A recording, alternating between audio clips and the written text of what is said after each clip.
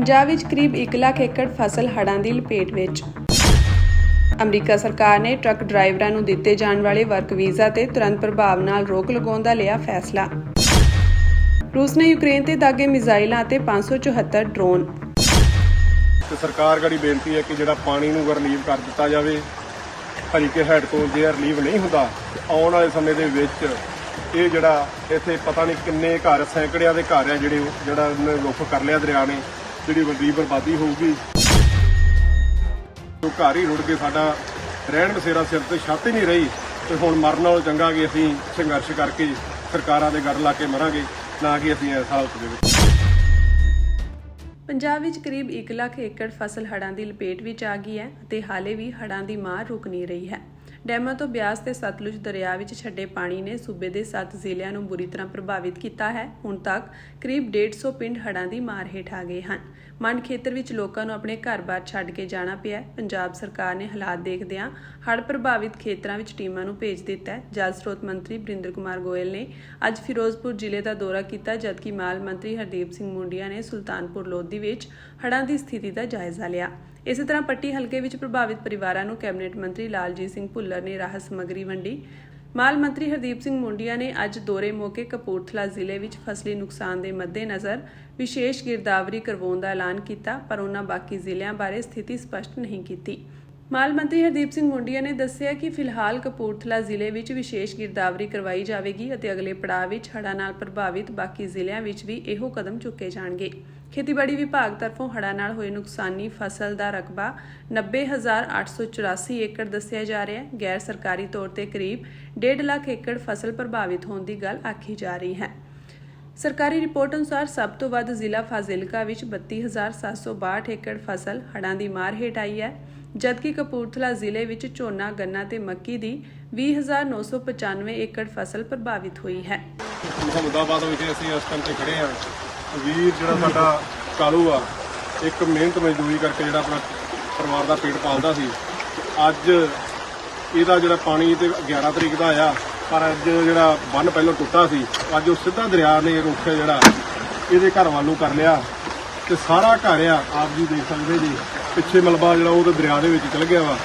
ਤੇ ਬਹੁਤ ਜ਼ਿਆਦਾ ਵੱਡਾ ਨੁਕਸਾਨ ਇਸ ਪਰਿਵਾਰ ਦਾ ਹੋਇਆ, ਕਿਉਂਕਿ ਪਰਿਵਾਰ ਨੇ ਠੇਕੇ ਤੇ ਜ਼ਮੀਨਾਂ ਲੈ ਕੇ, ਸਬਜ਼ੀਆਂ ਲਾ ਕੇ, ਪਰਵਲ ਲਾ ਕੇ ਅਤੇ ਦਿਹਾੜੀਆਂ ਕਰਕੇ ਜਿਹੜਾ ਘਰ ਆ ਇਹ ਬਣਾਇਆ ਸੀ। ਪਰਿਵਾਰ ਦੀ ਬਹੁਤ ਆਰਥਿਕ ਤੌਰ ਤੋਂ ਕਮਜ਼ੋਰ ਪਰਿਵਾਰ ਆ।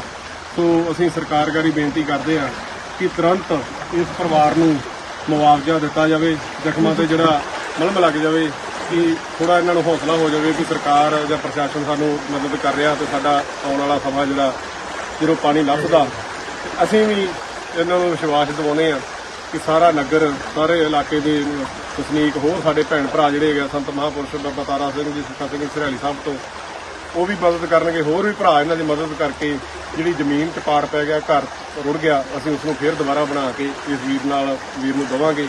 ਤੇ ਸਰਕਾਰ ਗੜੀ ਬੇਨਤੀ ਹੈ ਕਿ ਜਿਹੜਾ ਪਾਣੀ ਨੂੰ ਰਿਲੀਵ ਕਰ ਦਿੱਤਾ ਜਾਵੇ।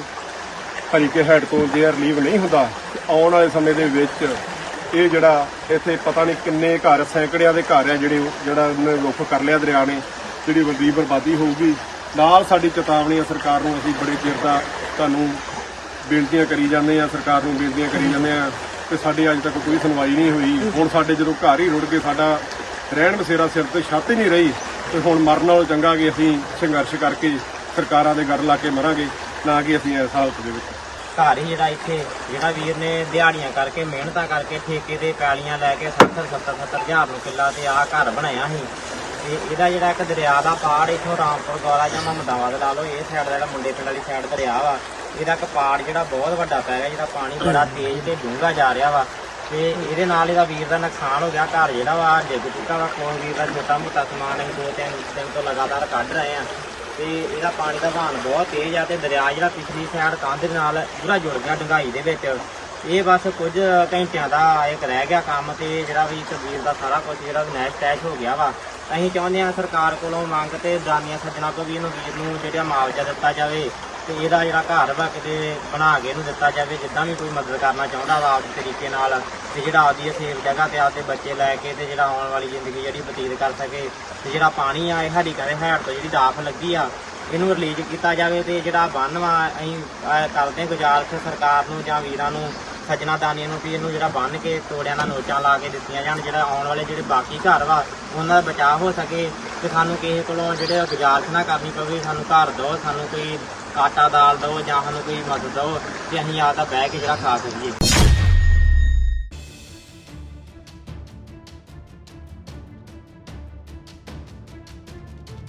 ਅਮਰੀਕੀ ਸਰਕਾਰ ਨੇ ਵਪਾਰਕ ਟਰੱਕ ਡਰਾਈਵਰਾਂ ਨੂੰ ਦਿੱਤੇ ਜਾਣ ਵਾਲੇ ਵਰਕ ਵੀਜ਼ਾ ਤੇ ਤੁਰੰਤ ਪ੍ਰਭਾਵ ਨਾਲ ਰੋਕ ਲਗਾਉਣ ਦਾ ਫੈਸਲਾ ਲਿਆ ਹੈ। ਇਸ ਫੈਸਲੇ ਦਾ ਅਸਰ ਪੰਜਾਬ ਸਣੇ ਕਈ ਦੇਸ਼ਾਂ ਦੇ ਉਹਨਾਂ ਚਾਲਕਾਂ ਤੇ ਪਵੇਗਾ ਜੋ ਅਮਰੀਕੀ ਟਰਾਂਸਪੋਰਟ ਸੈਕਟਰ ਵਿੱਚ ਕੰਮ ਕਰਨ ਦੀ ਉਮੀਦ ਵਿੱਚ ਬੈਠੇ ਸਨ। ਅਮਰੀਕੀ ਵਿਦੇਸ਼ ਮੰਤਰੀ ਮਾਰਕ ਰੂਬੀਓ ਨੇ ਅੱਜ ਇਹ ਐਲਾਨ ਕੀਤਾ ਕਿ ਇਹ ਕਦਮ ਕਿਸੇ ਖਾਸ ਦੇਸ਼ ਨੂੰ ਨਿਸ਼ਾਨਾ ਬਣਾਉਣ ਲਈ ਨਹੀਂ ਹੈ, ਬਲਕਿ ਵਿਦੇਸ਼ ਤੋਂ ਆਉਣ ਵਾਲੇ ਟਰੱਕ ਡਰਾਈਵਰਾਂ ਦੀ ਯੋਗਤਾ ਅਤੇ ਸੁਰੱਖਿਆ ਮਾਪਦੰਡਾਂ ਦੀ ਸਮੀਖਿਆ ਲਈ ਚੁੱਕਿਆ ਗਿਆ ਹੈ। ਉਨ੍ਹਾਂ ਸੋਸ਼ਲ ਮੀਡੀਆ ਤੇ ਲਿਖਿਆ ਕਿ ਅਮਰੀਕੀ ਸੜਕ ਤੇ ਵੱਡੇ ਟਰੱਕ ਚਲਾਉਣ ਵਾਲੇ ਵਿਦੇਸ਼ੀ ਡਰਾਈਵਰਾਂ ਦੀ ਗਿਣਤੀ ਵਧਣ ਨਾਲ ਆਮ ਲੋਕਾਂ ਦੀ ਜਾਨ ਨੂੰ ਖਤਰਾ ਵਧ ਰਿਹਾ ਹੈ ਅਤੇ ਨਾਲ ਹੀ ਅਮਰੀਕੀ ਟਰੱਕ ਡਰਾਈਵਰਾਂ ਦੀ ਰੋਜ਼ੀ ਰੋਟੀ ਵੀ ਪ੍ਰਭਾਵਿਤ ਹੋ ਰਹੀ ਹੈ। ਸਟੇਟ ਡਿਪਾਰਟਮੈਂਟ ਨੇ ਦੱਸਿਆ ਕਿ ਸਾਰੇ ਵੀਜ਼ਾ ਧਾਰਕਾਂ ਤੇ ਕੰਟੀਨਿਊਸ ਵੋਟਿੰਗ ਭਾਵਕ ਲਗਾਤਾਰ ਨਿਗਰਾਨੀ ਕੀਤੀ ਜਾ ਰਹੀ ਹੈ। ਜੇਕਰ ਕੋਈ ਵੀ ਸੁਰੱਖਿਆ ਜਾਂ ਨਿਯਮ ਉਲੰਘਣਾ ਸਾਹਮਣੇ ਆਈ ਤਾਂ ਵੀਜ਼ਾ ਰੱਦ ਕਰ ਦਿੱਤਾ ਜਾਵੇਗਾ ਅਤੇ ਡੈਪੂਟੇਸ਼ਨ ਦੀ ਕਾਰਵਾਈ ਹੋ ਸਕਦੀ ਹੈ। ਦੱਸਦੀ ਕਿ ਅਮਰੀਕਾ ਵਿੱਚ ਮੌਜੂਦਾ ਸਮੇਂ 60,000 ਤੋਂ ਵੱਧ ਟਰੱਕ ਡਰਾਈਵਰਾਂ ਦੀ ਕਮੀ ਹੈ। ਇਸ ਦੇ ਬਾਵਜੂਦ ਵੀਜ਼ਾ ਰੋਕਣ ਦਾ ਇਹ ਕਦਮ ਦੱਸਦਾ ਹੈ ਕਿ ਸਰਕਾਰ ਹੁਣ ਸੜਕ ਸੁਰੱਖਿਆ ਤੇ ਭਾਸ਼ਾ ਸਮਰੱਥਾ ਨੂੰ ਪਹਿਲ ਦੇ ਰਹੀ ਹੈ। ਅਧਿਕਾਰੀਆਂ ਮੁਤਾਬਕ ਇਹੀ ਕਾਰਨ ਸੜਕ ਹਾਦਸੇ ਰੋਕਣ ਲਈ ਅਹਿਮ ਹੈ। ਨਵੇਂ ਵਰਕ ਵੀਜ਼ਾ ਫਿਲਹਾਲ ਜਾਰੀ ਨਹੀਂ ਹੋਣਗੇ। ਪਹਿਲਾਂ ਤੋਂ ਸਵੀਕਾਰੀ ਗਈ ਅਰਜ਼ੀ ਵਾਲੇ ਵੀਜ਼ਾ ਧਾਰਕਾਂ ਦੀ ਵੀ ਮੁੜ ਜਾਂਚ ਕੀਤੀ ਜਾ ਸਕਦੀ ਹੈ। ਜਿਨ੍ਹਾਂ ਦੀਆਂ ਅਰਜ਼ੀਆਂ ਲੰਬਿਤ ਹਨ ਉਹਨਾਂ ਲਈ ਅਨਿਸ਼ਚਿਤਤਾ ਹੋਰ ਵੀ ਵੱਧ ਗਈ ਹੈ।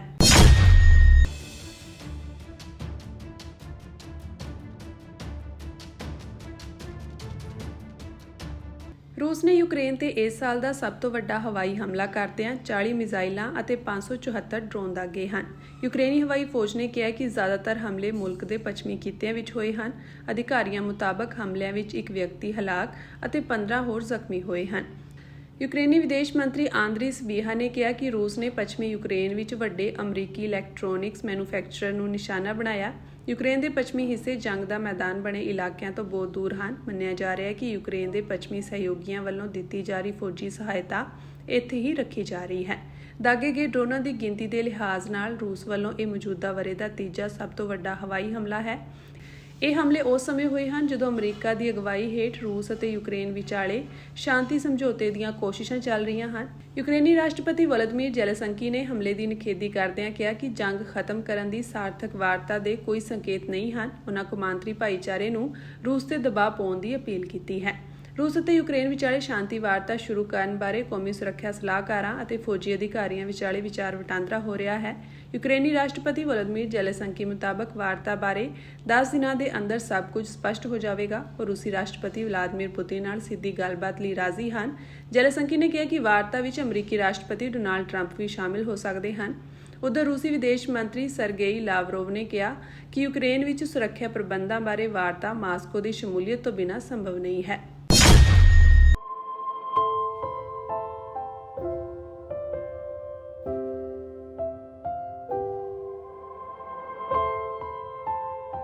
ਨੌਵੇਂ ਪਾਤਸ਼ਾਹ ਸ੍ਰੀ ਗੁਰੂ ਤੇਗ ਬਹਾਦਰ ਸਾਹਿਬ ਜੀ ਦੇ ਸ਼ਹੀਦੀ ਸਾਕੇ ਦੀ 350 ਸਾਲਾ ਸ਼ਤਾਬਦੀ ਦੇ ਸਬੰਧ ਵਿੱਚ ਸ਼੍ਰੋਮਣੀ ਗੁਰਦੁਆਰਾ ਪ੍ਰਬੰਧਕ ਕਮੇਟੀ ਵੱਲੋਂ ਗੁਰਦੁਆਰਾ ਧੋਬੜੀ ਸਾਹਿਬ ਤੋਂ ਆਰੰਭ ਹੋਇਆ ਸ਼ਹੀਦੀ ਨਗਰ ਕੀਰਤਨ ਅੱਜ ਦੂਸਰੇ ਦਿਨ ਗੁਰਦੁਆਰਾ ਸਿੰਘ ਸਭਾ ਸਿਲੀਗੁੜੀ ਬੰਗਾਲ ਤੋਂ ਅਗਲੇ ਪੜਾਅ ਮਾਲਦਾ ਲਈ ਰਵਾਨਾ ਹੋਇਆ।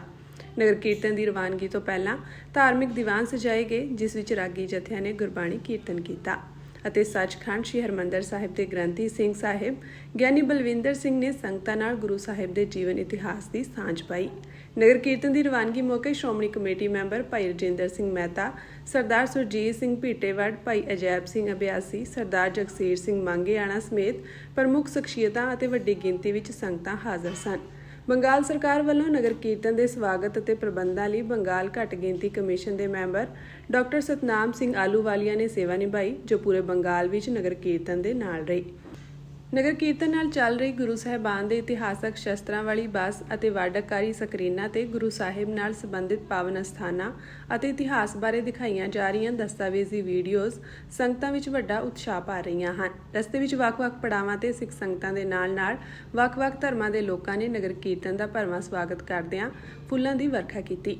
ਸੰਗਤਾਂ ਨੇ ਸ੍ਰੀ ਗੁਰੂ ਗ੍ਰੰਥ ਸਾਹਿਬ ਜੀ ਨੂੰ ਰੁਮਾਲਾ ਸਾਹਿਬ ਭੇਟ ਕਰਕੇ ਸਤਿਕਾਰ ਪ੍ਰਗਟਾਇਆ ਅਤੇ 5 ਪਿਆਰੇ ਸਹਿਬਾਨ ਅਤੇ ਪ੍ਰਮੁੱਖ ਸ਼ਖਸੀਅਤਾਂ ਨੂੰ ਸਿਰੋਪਾਓ ਦੇ ਕੇ ਸਨਮਾਨਿਤ ਕੀਤਾ। ਸਿਲੀਗੁੜੀ ਤੋਂ ਚੱਲ ਕੇ ਨਗਰ ਕੀਰਤਨ ਵਿਧਾਨ ਨਗਰ, ਕਿਸ਼ਨਗੰਜ, ਪੂਰਨਿਆ, ਲక్ష్ਮੀਪੁਰ ਸਮੇਤ ਵੱਖ-ਵੱਖ ਪੜਾਵਾਂ ਤੋਂ ਹੁੰਦੇ ਹੋਏ ਮਾਲਦਾ ਵਿਖੇ ਰਾਤ ਵਿਸ਼ਰਾਮ ਕਰੇਗਾ, ਜਿੱਥੋਂ 23 ਅਗਸਤ ਨੂੰ ਅਗਲੇ ਪੜਾਅ ਕਲਕੱਤਾ ਲਈ ਰਵਾਨਾ ਹੋਵੇਗਾ।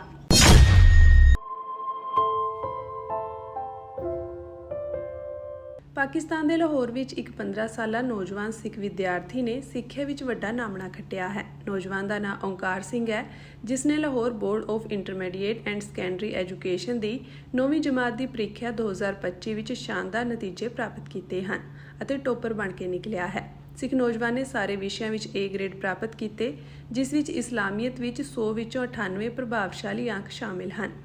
BISE ਲਾਹੌਰ ਦੀ ਵੈਬਸਾਈਟ ਤੋਂ ਪ੍ਰਾਪਤ ਕੀਤੀ ਗਈ ਮਾਰਕਸ਼ੀਟ ਨੌਜਵਾਨ ਦੇ ਨਿਰੰਤਰ ਸ਼ਾਨਦਾਰ ਪ੍ਰਦਰਸ਼ਨ ਦੀ ਪੁਸ਼ਟੀ ਕਰਦੀ ਹੈ। ਮਿਨਮਲ ਸਿੰਘ ਦੇ ਪੁੱਤਰ ਓਂਕਾਰ ਦੇ ਇਸਲਾਮੀਅਤ ਅਤੇ ਪਵਿੱਤਰ ਕੁਰਾਨ ਦੇ ਅਨੁਵਾਦ ਵਿੱਚ ਸ਼ਾਨਦਾਰ ਅੰਕ ਨਾ ਸਿਰਫ ਉਸ ਦੇ ਅਕਾਦਮਿਕ ਸਮਰਪਣ ਨੂੰ ਉਜਾਗਰ ਕਰਦੇ ਹਨ, ਸਗੋਂ ਵਿਭਿੰਨ ਧਾਰਮਿਕ ਪਰੰਪਰਾਵਾਂ ਪ੍ਰਤੀ ਉਸ ਦੇ ਸਤਿਕਾਰ ਅਤੇ ਸਮਝ ਨੂੰ ਵੀ ਉਜਾਗਰ ਕਰਦੇ ਹਨ। ਕਰਾਚੀ ਸਥਿਤ ARY ਨਿਊਜ਼ ਦੇ ਅਨੁਸਾਰ ਪੰਜਾਬ ਦੇ ਸਾਲਾਨਾ 9ਵੀਂ ਜਮਾਤ ਦੇ ਇਮਤਿਹਾਨਾਂ ਵਿੱਚ ਲਗਭਗ 3,80,000 ਵਿਦਿਆਰਥੀਆਂ ਨੇ ਹਿੱਸਾ ਲਿਆ, ਜਿਨ੍ਹਾਂ ਵਿੱਚੋਂ 1,38,000 ਪ੍ਰੀਖਿਆ ਪਾਸ ਕਰ ਸਕੇ ਅਤੇ 1,69,000 ਫੇਲ ਹੋ ਗਏ, ਜਿਸ ਦੇ ਨਤੀਜੇ ਵਜੋਂ ਮੈਰਿਟ 45% ਰਹੀ। ਨਤੀਜੇ ਬੁੱਧਵਾਰ ਨੂੰ ਆਨਲਾਈਨ ਪ੍ਰਕਾਸ਼ਿਤ ਕੀਤੇ ਗਏ ਸਨ। ਇਸ ਤੋਂ ਬਾਅਦ ਹੁਣ ਪੰਜਾਬ ਦੇ ਸਾਰੇ 9 ਬੋਰਡਾਂ ਲਾਹੌਰ, ਫੈਜ਼ਲਾਬਾਦ, ਗੁਜਰਾਂਵਾਲਾ, ਮੁਲਤਾਨ, ਰਾਵਲਪਿੰਡੀ, ਬਹਾਵਲਪੁਰ, ਡੇਰਾ ਗਾਜ਼ੀ ਖਾਨ, ਸਾਹੀਵਾਲ ਅਤੇ ਸਰਗੋਦਾ ਦੇ ਚੋਟੀ ਦੇ ਪ੍ਰਦਰਸ਼ਨ ਕਰਨ ਵਾਲਿਆਂ ਨੂੰ ਸਨਮਾਨਿਤ ਕਰਨ ਲਈ ਇੱਕ ਵਿਸ਼ੇਸ਼ ਸਮਾਰੋਹ ਆਯੋਜਿਤ ਕੀਤਾ ਜਾਵੇਗਾ।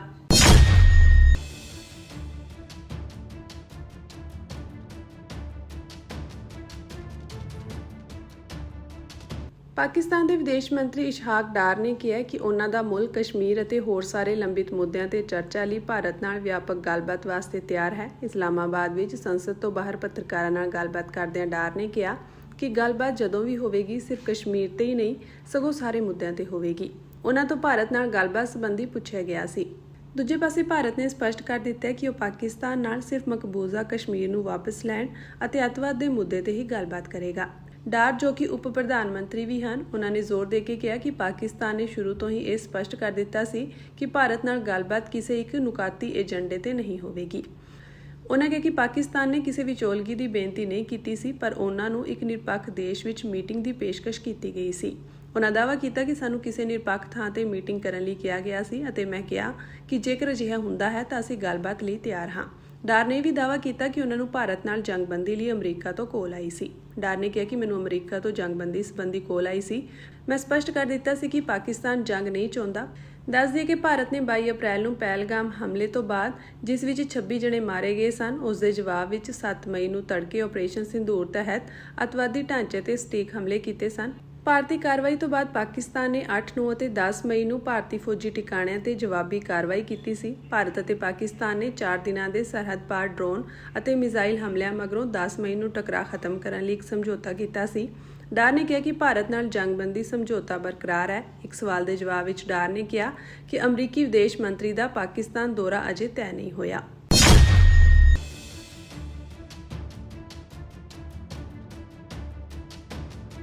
ਵਿਜੀਲੈਂਸ ਬਿਊਰੋ ਵੱਲੋਂ ਸ਼੍ਰੋਮਣੀ ਅਕਾਲੀ ਦਲ ਦੇ ਸੀਨੀਅਰ ਆਗੂ ਅਤੇ ਸਾਬਕਾ ਮੰਤਰੀ ਵਿਕਰਮ ਸਿੰਘ ਮਜੀਠੀਆ ਵਿਰੁੱਧ ਆਮਦਨ ਤੋਂ ਵੱਧ ਜਾਇਦਾਦ ਬਣਾਉਣ ਦੇ ਮਾਮਲੇ ਸੰਬੰਧੀ ਮੁਹਾਲੀ ਅਦਾਲਤ ਵਿੱਚ ਚਾਰਜਸ਼ੀਟ ਪੇਸ਼ ਕੀਤੀ ਗਈ। ਇਹ ਸ਼ੀਟ 40,000 ਪੰਨਿਆਂ ਦੀ ਹੈ। ਸੂਤਰਾਂ ਮੁਤਾਬਕ ਵਿਜੀਲੈਂਸ ਨੇ ਇਸ ਮਾਮਲੇ ਦੀ ਜਾਂਚ ਦੌਰਾਨ 200 ਤੋਂ ਵੱਧ ਗਵਾਹ ਸ਼ਾਮਿਲ ਕੀਤੇ ਹਨ ਅਤੇ 400 ਤੋਂ ਵੱਧ ਬੈਂਕ ਖਾਤਿਆਂ ਦੀ ਪੂਰੀ ਜਾਂਚ ਕੀਤੀ ਗਈ ਹੈ। ਚਾਰਜਸ਼ੀਟ 40,000 ਤੋਂ ਵੱਧ ਪੰਨਿਆਂ ਦੀ ਹੈ, ਜੋ ਅਦਾਲਤ ਵਿੱਚ ਪੇਸ਼ ਕੀਤੀ ਗਈ ਹੈ। ਇਸ ਤੇ ਪ੍ਰਤੀਕਿਰਿਆ ਦਿੰਦੇ ਹੋਏ ਬਚਾਅ ਪੱਖ ਨੇ ਕਿਹਾ ਕਿ ਪੇਸ਼ ਕੀਤੇ ਗਏ ਚਲਾਨ ਦੀ ਸਮੱਗਰੀ ਦਾ ਅਧਿਐਨ ਕਰਕੇ ਉਹ ਅਗਲੇਰੀ ਕਾਰਵਾਈ ਦੀ ਤਿਆਰੀ ਕਰਨਗੇ। ਜ਼ਿਕਰਯੋਗ ਹੈ ਕਿ ਵਿਜੀਲੈਂਸ ਨੇ 25 ਜੂਨ ਨੂੰ ਮਜੀਠੀਆ ਨੂੰ ਅੰਮ੍ਰਿਤਸਰ ਤੋਂ ਗ੍ਰਿਫਤਾਰ ਕੀਤਾ ਸੀ। ਗ੍ਰਿਫਤਾਰੀ ਤੋਂ ਬਾਅਦ ਇਹ ਮਾਮਲਾ ਪੰਜਾਬ ਦੀ ਰਾਜਨੀਤੀ ਵਿੱਚ ਸੁਰਖੀਆਂ ਵਿੱਚ ਰਿਹਾ ਹੈ।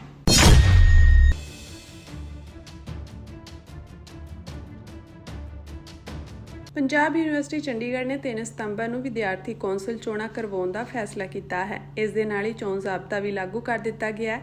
3 ਸਤੰਬਰ ਨੂੰ ਹੋਣ ਵਾਲੀਆਂ ਚੋਣਾਂ ਦੌਰਾਨ ਕਿਸੇ ਵੀ ਪ੍ਰਦਰਸ਼ਨ ਦੀ ਇਜਾਜ਼ਤ ਨਹੀਂ ਦਿੱਤੀ ਗਈ। ਇੱਥੋਂ ਤੱਕ ਕਿ ਕਾਰ ਰੈਲੀਆਂ ਤੇ ਵੀ ਪਾਬੰਦੀ ਹੋਵੇਗੀ। ਚੋਣਾਂ ਦੌਰਾਨ ਯੂਨੀਵਰਸਿਟੀ ਵਿੱਚ 400 ਤੋਂ ਵੱਧ ਮੁਲਾਜ਼ਮ ਤਾਇਨਾਤ ਕੀਤੇ ਜਾਣਗੇ। ਨਾਮਜ਼ਦਗੀਆਂ 27 ਅਗਸਤ ਨੂੰ 9:30 ਵਜੇ ਤੋਂ 10:30 ਵਜੇ ਤੱਕ ਕੀਤੀਆਂ ਜਾਣਗੀਆਂ। ਚੋਣਾਂ 3 ਸਤੰਬਰ ਨੂੰ ਸਵੇਰੇ 9:30 ਵਜੇ ਸ਼ੁਰੂ ਹੋਣਗੀਆਂ। ਗਿਣਤੀ ਜਿਮਨੇਜ਼ੀਅਮ ਹਾਲ ਵਿੱਚ ਕੀਤੀ ਜਾਵੇਗੀ। 11 ਸੀਟਾਂ ਜਿੱਤੀਆਂ ਜਾਣਗੀਆਂ।